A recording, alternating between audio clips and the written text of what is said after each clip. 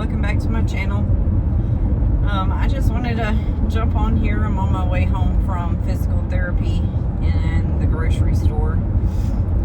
I really feel like the physical therapy isn't really worth it. Like, I have to pay a copay every time I go, and I honestly just feel like this is stuff that I could look up online and do at home without having to go and pay a copay to do it in a building. So I don't know, it might be my last time going. We'll see. Thanksgiving is coming up, and my stepdad died on January 27th of this year, and he was big about holidays, like the holiday get-togethers like Thanksgiving and Christmas and all, and every year they did Thanksgiving at their house, my mom and him, and we would all go down there or up there and spend time with them and all.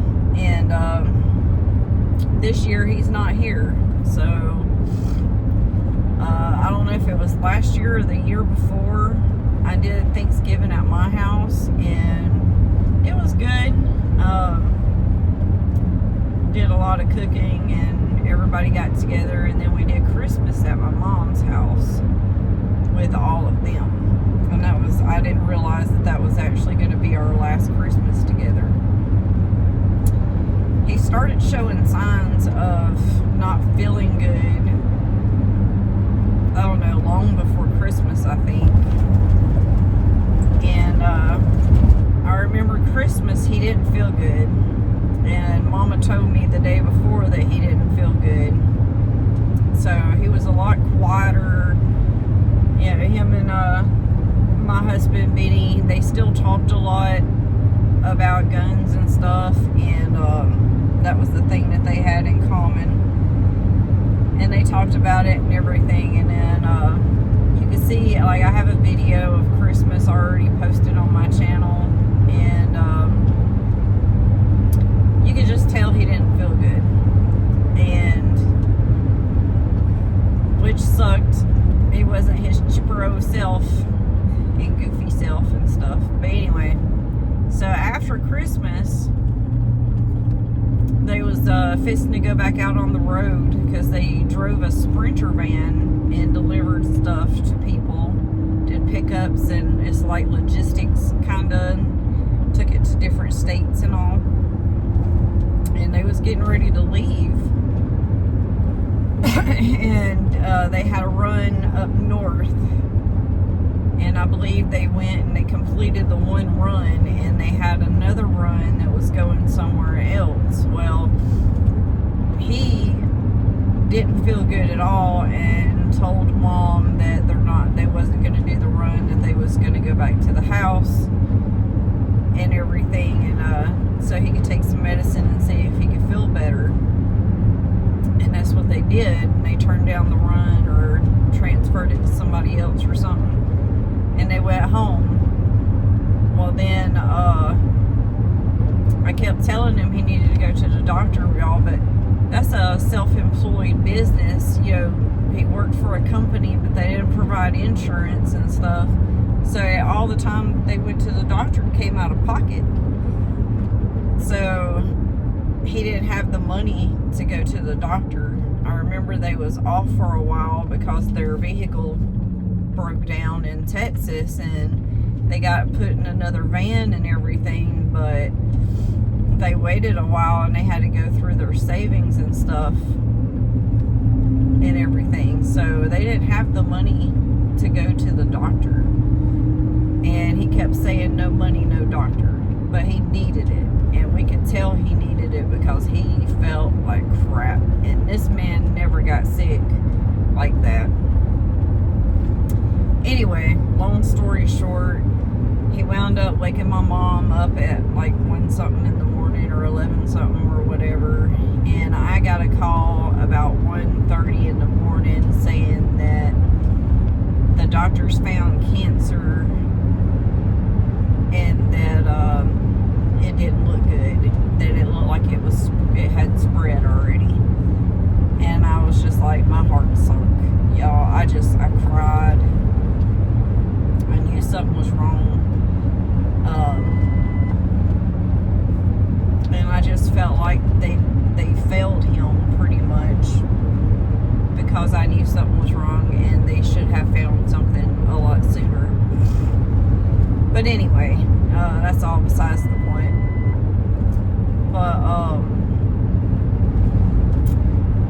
so it went from that doctor, he got transported to another hospital that specialized in that, and started going through tests and everything to find out what kind of cancer he had, and the whole cancer procedure and all that, find out like how long he had to live, and if there is anything they can do for it and stuff like that.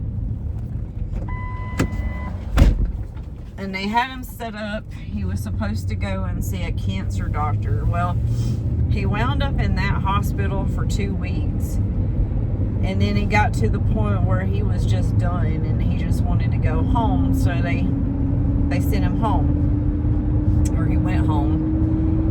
And then I think he was home literally a couple of days or something, and he wound up getting sick.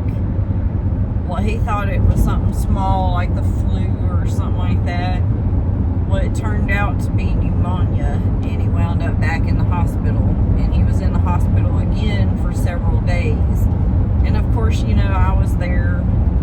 I made a point to go to the hospital to be with him and stuff, and to be with my mom and spend a lot of time with her and him and all that.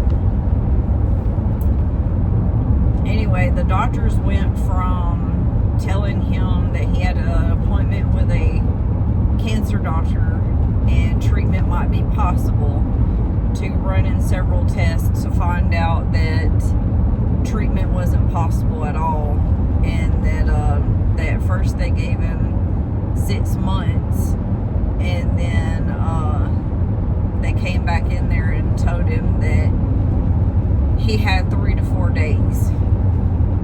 So he, of course, wanted to go home, so they had it all set up to where he could go home with hospice and everything, and so he went home, and then 4 days later he passed away. But my point is there's so much stuff in life to be thankful and grateful for during Thanksgiving holiday. I'm thankful and grateful to have my family and people surrounding me that love me, and even though I'm in a lot of pain in my back, I'm thankful to have my health to not be real bad health and stuff. I'm grateful for all the things that's happened in my life. I am so grateful that I met my husband 6 years ago, and that we are spending the rest of our lives together. And so be grateful and thankful for what you do have. There's so many people out here that have nothing and that struggle in life, especially a lot of people with the SNAP benefits thing going on. There's a lot of people out here who relied on that can't work and everything, especially elderly people, and are struggling. I mean, SNAP benefits is a big part of a lot of people's lives and all, so just be grateful for what you have in life, because like him, in a blink of an eye, it could just go away. And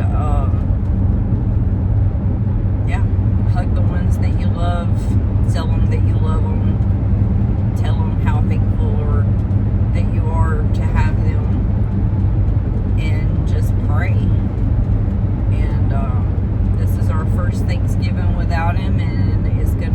tough one. I wish he was here. I wish he could cook this turkey for us and just be his goofy self and have everybody laughing. But we're going to make the best of it. We're going to do what we can to make it a cheerful Thanksgiving, not a Debbie Downer Thanksgiving. And we'll see how it goes, y'all. I mean, we can do this.